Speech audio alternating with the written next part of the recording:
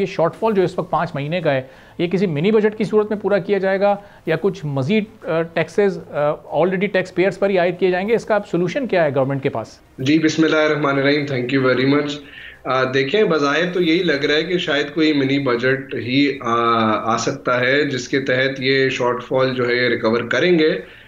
लेकिन सर देखें, मेरे हिसाब से ये टारगेट जो है इट वाज वेरी एम्बिशियस। मैं फ्रॉम द डे वन मैं तो यही बोलता हुआ आ रहा हूँ कि ये अचीव नहीं हो पाएगा। शुरू में उस वक्त की जो इन्फ्लेशन की प्रोजेक्शंस थी उसके तहत भी मैं यही समझ रहा था कि कम से कम 300-350 से 450 अरब तक का टैक्स गैप है, जो कि शायद कुछ लोग बोल रहे थे कि एडमिनिस्ट्रेटिव मेजर्स के थ्रू जो है उसको ब्रिज कर दिया जाएगा।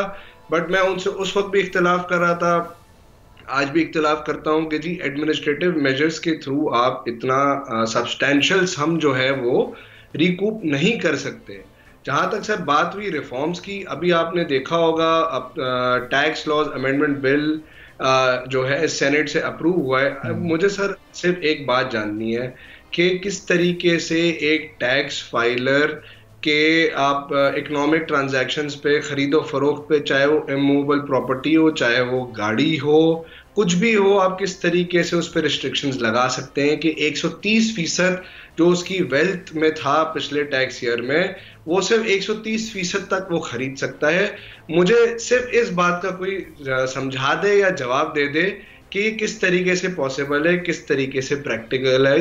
ये बिल्कुल ये रिफॉर्म्स तो है ही नहीं, ये तो we have taken 10 steps back. इसमें हम तो इस तरीके से शायद लेके चल रहे हैं कि शायद अब टैक्स फाइलर बनना शायद गुनाह बना दिया जा रहा है, बनिस्बत इसके कि उसमें इंसेंटिवाइज करना चाहिए टैक्स फाइलर को बनाना। तो लेकिन हमारे साहब, ये इसका मतलब कि जो मोराल लोगों का डाउन होना चाहिए था, जो अट्रैक्शन लोगों को फील होनी चाहिए थी टैक्स पेयर बनने के लिए, वो आप कह रहे हैं कि वो बिल्कुल नज़र नहीं आ रही। तो ये इस वक्त जो नॉन टैक्स पेयर्स हैं या जो लोग अपने रिटर्न ही नहीं फाइल करते, डॉक्यूमेंटेड ही नहीं है, हम देख रहे हैं उन पर भी जो अनाउंसमेंट्स तो हो रही हैं, लेकिन कोई ऐसा खास कोई रिफॉर्म या कोई एक्शन होता तो वहाँ भी नज़र नहीं आ रहा है। यानी 6-8 महीने से ज़्यादा इस वक्त ये हुकूमत टाइम अपना गुजार चुकी है। अब ये अमली तौर पर पॉजिटिव रिफॉर्म्स हमें कब तक होते नज़र आएंगे? सर देखें, अब ये जो ये बिल आया है जो अब सेनेट ने as per the media approve कर दिया है, नॉन फाइलर्स के तो चलें ठीक है, आप 1 साल के लिए रिस्ट्रिक्शन लगा सकते हैं या 2 साल के लिए कि जी आपने नॉन कंप्लायंस करी तो कानून रिस्ट्रिक्ट कर देगा कि जी एज अ पेनल्टी मेजर, ताकि आप दोबारा नॉन कंप्लायंस ना करें, आप एक सर्टेन परसेंटेज अपनी वेल्थ का जो है उससे ऊपर आप बाइंग नहीं कर सकते कोई भी एसेट की। लेकिन सर एक फाइलर जो है, अब मुझे एक बात बताएं, मैं थोड़ा सा टेक्निकल इसमें समझाना चाहूंगा, तो I would request please bear with मी।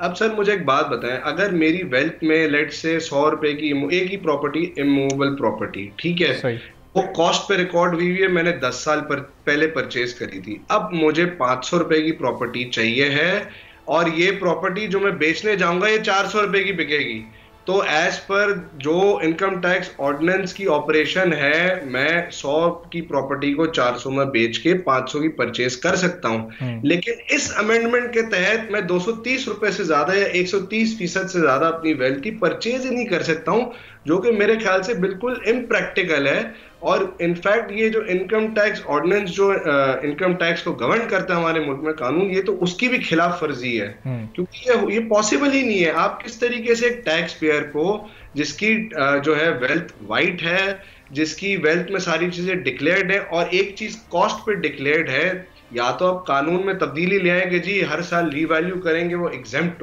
हो जाएगा। जब एक चीज कॉस्ट पे डिक्लेयर्ड है, मैं उसको बेचता हूं तो मेरी वेल्थ में सफिशिएंट रिसोर्स ऑलरेडी आ चुका होगा जब मैं उसको बेचूंगा।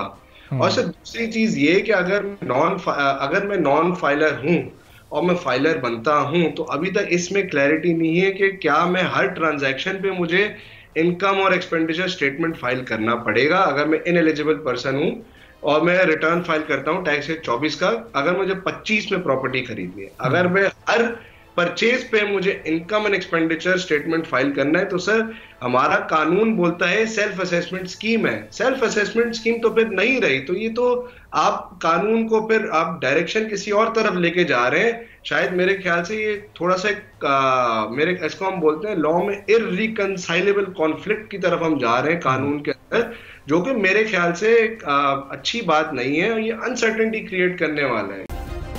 सब्सक्राइब करें और बेल दबाएं ताकि कोई खबर रह न जाए।